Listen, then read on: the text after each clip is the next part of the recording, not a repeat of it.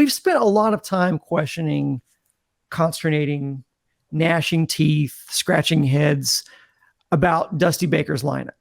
Why isn't Pena in the 2-hole? Why not move Abreu down in the lineup? Well, the return of Jose Altuve kind of facilitated a lot of that, or the ability to kind of remaneuver that. Lo and behold, the offense in a small sample size starting to look like its old self. Might be too early to say, but how much has Jose Altuve's return and Dusty filling out the lineup card increased your optimism about this Astros offense being able to turn around from that very impotent start at the beginning of the season? Well, it's a fundamental point that you got one of your elite batters back at the top of the lineup. Credit to Mauricio Dubon for what he did in Altuve's absence, but he's no Jose Altuve. You don't have the extra base power. You don't have the fear instilled in opposing pitchers that Altuve brings. Altuve with 6 walks drawn in his first 9 games on top of that. So an OPS of a nice tidy 1,000 and change. So, I'll leave it to others to debate the value of trickle-down economics, but trickle-down lineup depth, right? You can push guys down one spot. And, of course, it's going to fortify things. The one caveat is there used to be a hockey team, the Oakland Seals, became the California Golden Seals, and then moved entirely. Look, these A's, it's like clubbing baby seals. So that you hit 7 home runs in a game, that the offense goes off out in Oakland, no cause for celebration, unless you're Jose Abreu, take you where you can get it. And look, he's been horrible, sub-horrible, but did provide the single most entertaining moment of the season thus far. Altuve's return does not turn a sub-mediocre lineup into an elite lineup, but I think his presence alone should get them on the plus side of the middle at least, and then it's on some other guys. Bregman's had a pretty good 3 weeks. Kyle Tucker's been merely all right so far this season. His OPS is more than 130 points lower than it was 2 years ago. It's about 30 points lower than it was last year. So he's been more Prince Tuck than King Tuck so far this season. Obviously not beyond the pale for Kyle Tucker to amp it up. You get incremental growth from guys that you wouldn't be shocked if you get improvement, right? If you can have an OPS of 640, which is lousy, but Ream's better than 540. If Alex Bregman gets to the 800 range, where he's been trying to stay over 700 for most of the season, and he's there now. Nickels and dimes add up over time, and the Astros should be able to get enough dollars that maybe the offense alone can't make them rich, but should have them in a nicer neighborhood. Yeah, I think Pena going back to hitting second, I mean, they've put up graphics about like what a difference he is as a hitter when it comes to batting second and batting sixth. And I noticed, I think it was maybe the broadcast team giving Dusty some credit. Like, well, let's give Dusty a lot of credit for putting Pena in the 2 spot and putting Bregman back at 4 and dropping Abreu to 6. I'm like, you mean doing exactly what they did last year that helped them win the World Series? For giving them credit for that. I guess you flip out Gurriel for Abreu, but I mean, this is what we've been saying all year. It's like, what are you doing? And they're finally doing it. And no shock, they're getting results. Bregman, he's hitting over 300 in the month of May. He's coming around. He's a great fit in that cleanup spot. And then you have Tucker after him. And then hopefully Abreu can just improve a little bit. And then you got something. And, you've seen what McCormick can do, and Jake Myers and even Jolks. They've got some thump at the bottom of that lineup. So I like what I'm seeing. I hope Dusty just kind of leave it alone. It's working. When Pena was performing well, hitting second, they still moved him. And I didn't really understand why, but they did. Now it's just leave it alone. It's working. Just stop. Yeah, Josh, your points on the broadcast last night, they showed Jeremy Pena's OPS when hitting second is 1.215. When he's hitting 6, it's 0.609.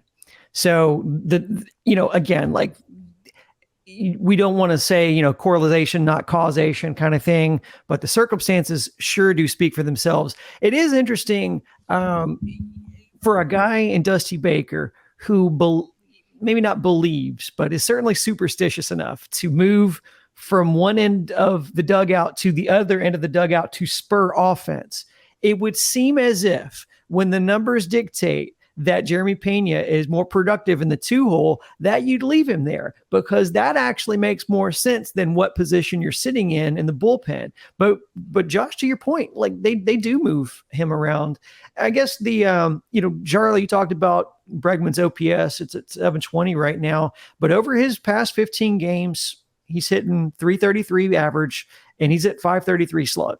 So you'll take that. Hopefully that means, Bregman's doing that thing where he awakens, because it looks like Kyle Tucker is doing that thing where he goes to sleep during, for a month at a time during the season.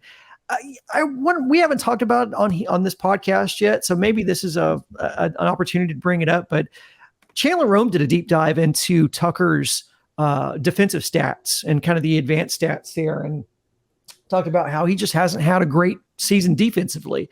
And I give a lot of credit to Chandler for kind of fleshing this out, because, with our eyes, looks like he's playing a serviceable right field, and doesn't embarrass you out there. He's had maybe one or two instances in which he's kind of bobbled a ball out there, but nothing too bad.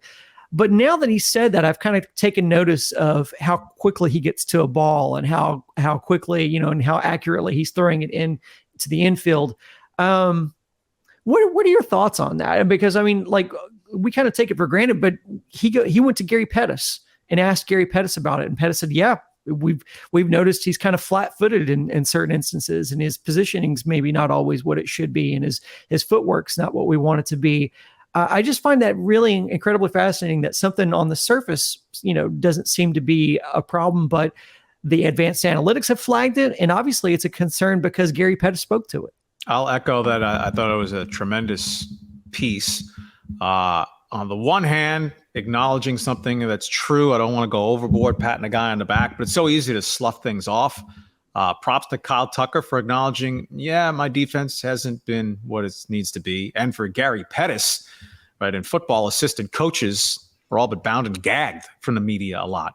So for a third base coach, outfield coach to openly say, he hadn't been so good this season, and here's why. Because it's not like you're giving away the game plan that teams can now say, Kyle Tucker is not going to be flat-footed. We need to try to hit the ball to left field. So, right, acknowledging the problem is step one. Tucker hasn't been bad defensively, certainly not to the eye.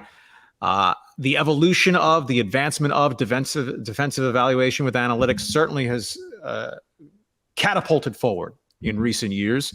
But I still think there is some skepticism about certain numbers warranted, that in 1 year a shortstop can go from elite in runs saved or ultimate zone rating to the next year mediocre or bad.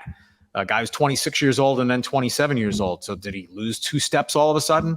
I still think that there's some nebulous components to the evaluation of defense. Nevertheless, you have to go with the state of the art along with the eye test in how you evaluate defensive players. And Kyle Tucker, right, a Gold Glove winner last year. He's 26 years old. He's not gotten fat. He's not gotten lazy, but the numbers are what they are. But I think the firmest proof in the pudding is when you have the player himself saying, I haven't been what I need to be. And then you have Gary Pettis backing it up. That's The Athletic, which is paywall if you don't have another means to get it. But probably as good as anything I've read from Chandler Rome to this point. Yeah, just thinking about this in the moment, a lot of what makes outfielders good is getting a good break on a ball, a good jump on a ball, sensing what a pitcher might throw at a certain moment and where the ball might go. And Tucker's playing behind a lot of pitchers he's not used to playing behind. So perhaps that has a little bit to do with it. I don't know how JP France works this type of situation, or, Belak or some of these other guys. Maybe just he needs to get a little more familiarity. And let's face it, with Marisnick and what Jake Myers are doing out in center field, I mean, that's a lot to live up to. Those guys have been fantastic on defense this year, just making some incredible plays. But yeah, I think maybe as he gets a little more familiar with the staff and how they attack hitters, maybe Tucker will improve as the season goes along.